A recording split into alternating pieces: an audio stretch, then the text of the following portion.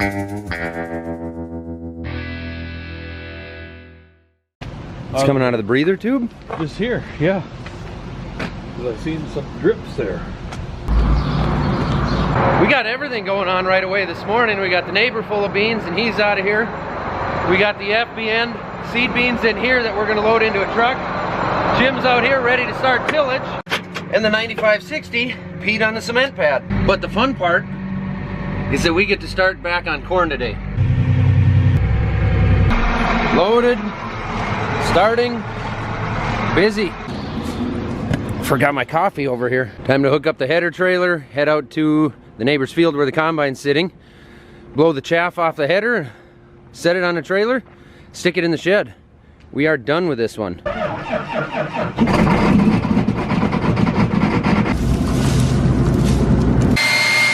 Fired up one last time here, run some of this stuff through the head. I think the draper belts are slipping. That's as fast as they wanted to go. We get that on tape? Tape. VHS tape. Zach forgot to unhook the wires for the wind system. Good save by Nate.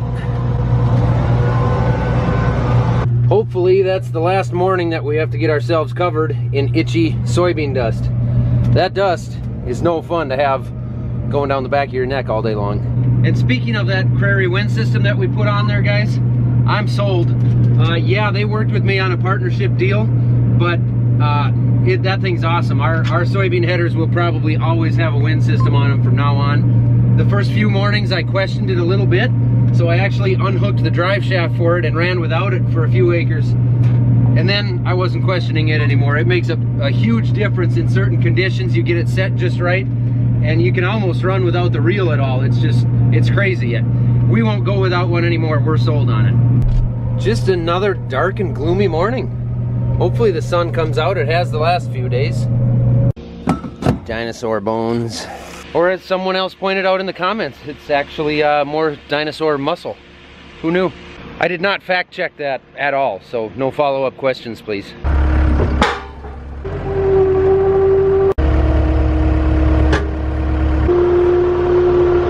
Straighten it out more! Straighten it harder! Keep coming! Another foot!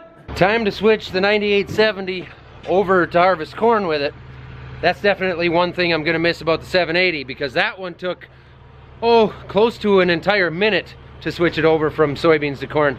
This one's gonna take me at least half hour. Still not bad, but I could use that extra 29 minutes to harvest something. Plus I'm a millennial, so working for a half an hour straight. Feeder house drum height up to make it easier on the corn, using a lever just like this, one on each side. Chopping knives out, cob deflector in the corn position. Set the chopper belt back to the turtle mode. Todd, yeah, why don't let's go ahead and do that 40 units of the 92 day, and then can I just get a few units of the 91 and a few of the 99 as well? Yeah, I'll finance it with you. Yep, I'll go on there. Thanks. Got my FBN corn seed ordered for next year. And the final thing to change out here is the accelerator speed.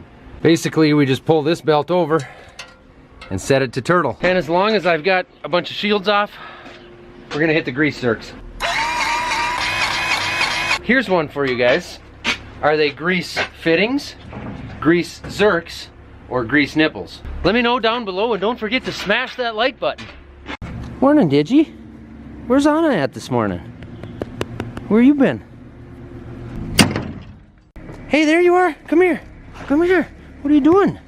Did you find someone to eat? Yeah. That does it for the outside. Now, it's time to change a few things in here. Concaves wider. We're gonna start there. Sieves wider. We're gonna start there. Chaffer slightly wider. Next ones we gotta fire up for. Threshing speed way down. I might have to shift that. See if we can even get that low. I bet I'm gonna have to shift. Yeah, that one's gonna take a while, so I'm gonna come over here and crank the fan up. Gonna just put the rotor in low gear. And I just remembered I may as well dump the rock trap as long as I'm down here. Try it again. There we go. We decided, since we're still a little bit short on help here this morning for going to corn, because corn takes a lot more labor because of the amount of bushels and the volume that you're running, so you got to have truckers. We're gonna take an hour here and switch a feeder house sprocket, slow it down some to be easier on this really high moisture corn that we've got, and also put some spacers in the threshing gates around the rotor to open them up a little bit to do the same thing, just to be easier on this high moisture corn, because high moisture corn likes to grind up into cereal, and then you get docked at the elevator and it doesn't keep good in the grain bins and you can run into all kinds of problems. So this is about as good a morning as any to do that. So we're gonna make the modifications because we know we've got wet corn. Yeah, it sure would be nice if they'd given me enough room to get an impact in here. All I did here was drop these spacers down into these grates to move these grates farther away from the rotor so that it's not so aggressive on the high moisture corn.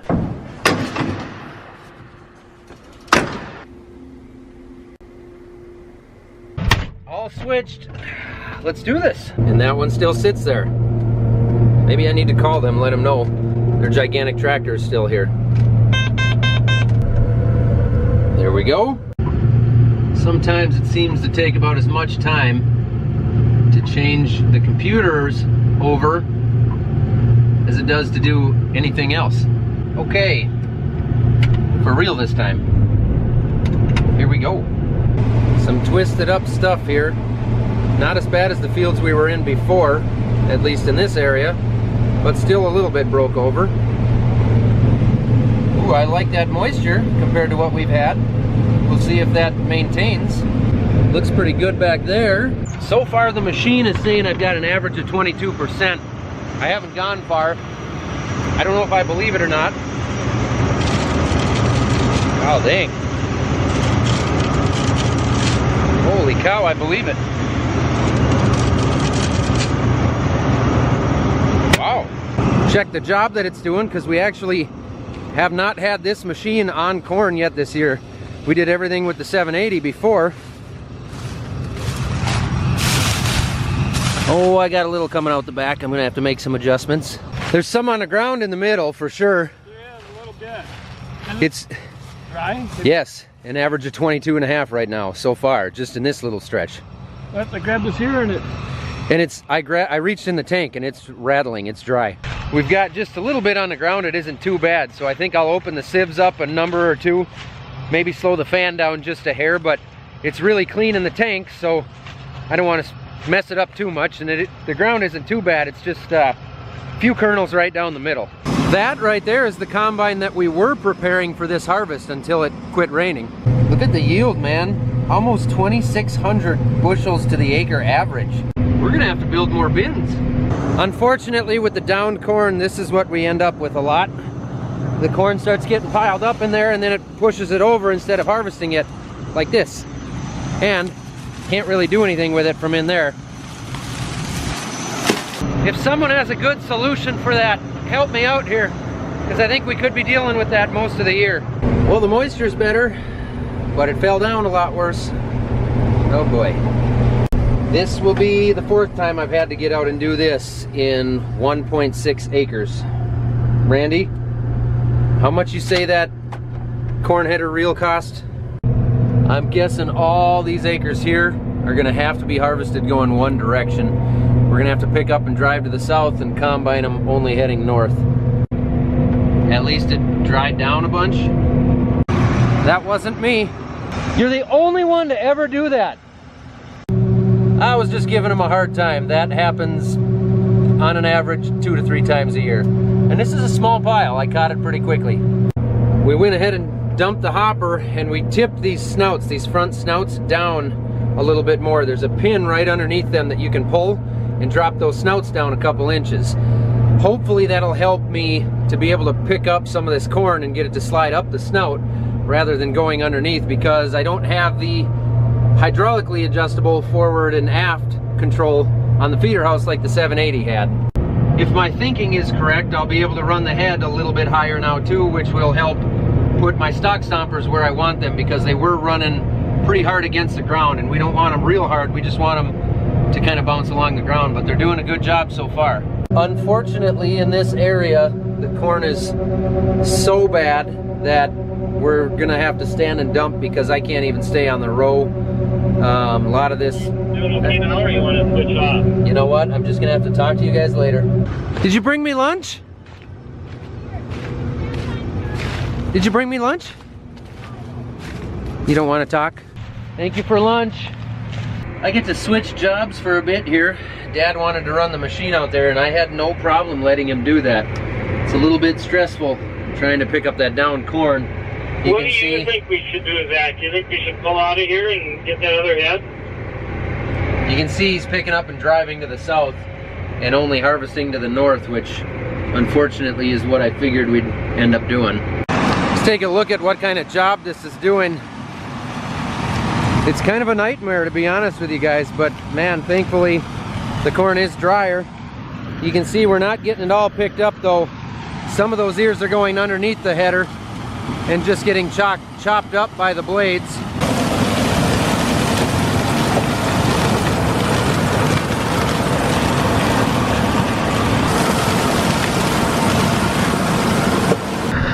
It's doing okay, but you can see clearly there's areas where it doesn't get it picked up.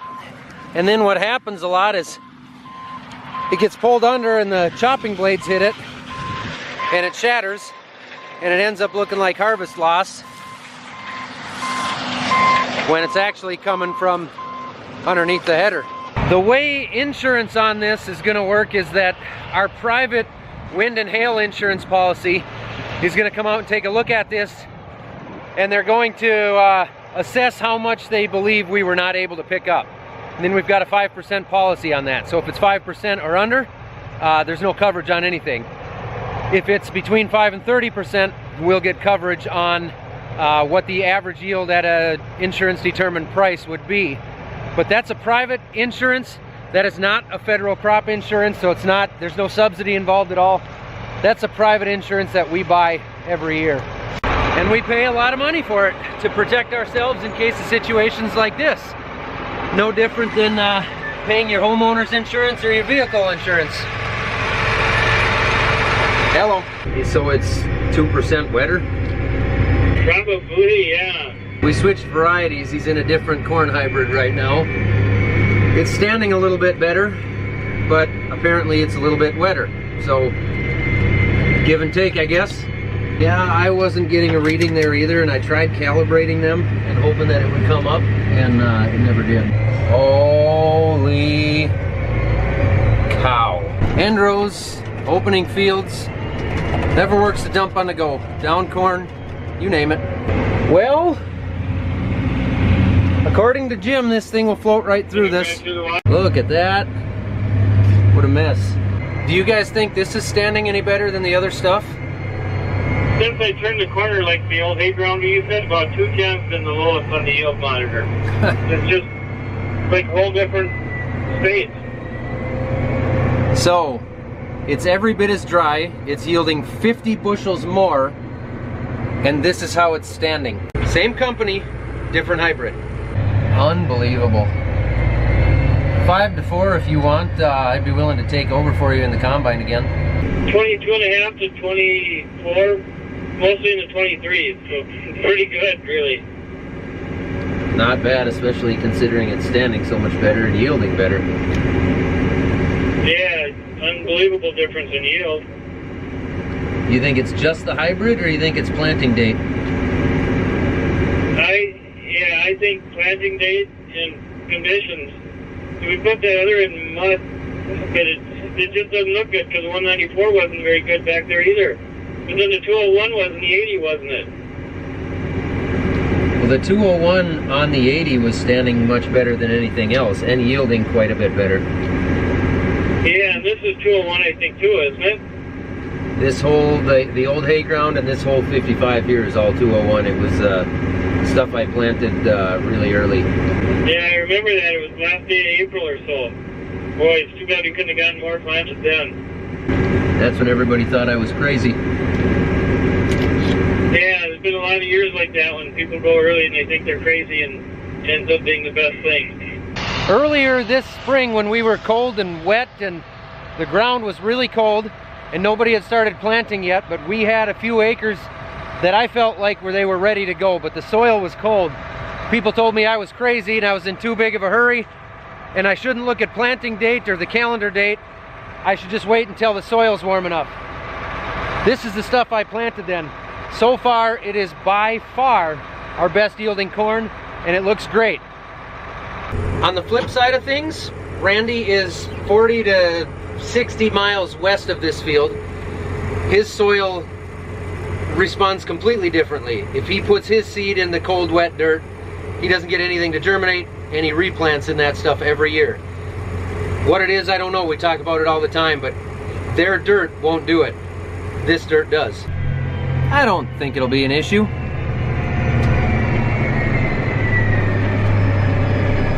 Nah, not a problem.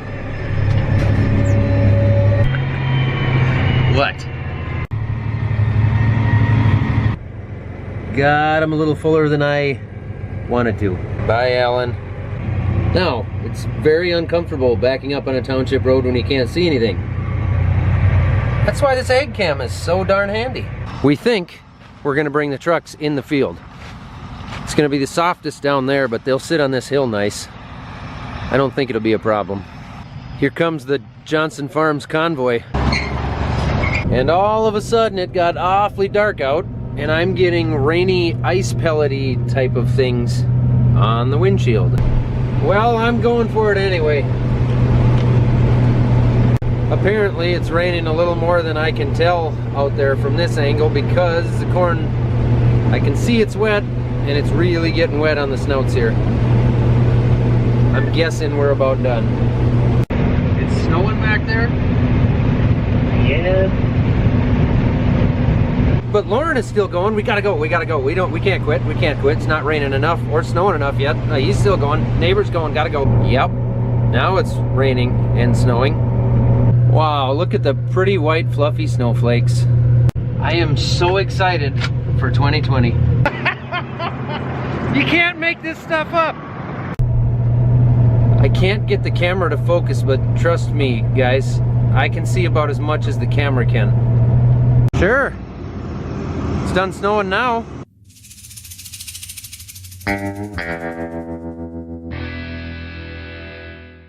So the corn is tipped over out here just enough. And there's places that are just muddy enough. I don't know if you can see that real well. But the corn that's laying in the mud, when it gets picked up, it slaps mud on my window. That's so annoying. I gotta keep cleaning my dang window. Ah, perfect. It's starting to rain. I was getting worried. It was getting a little dry out here.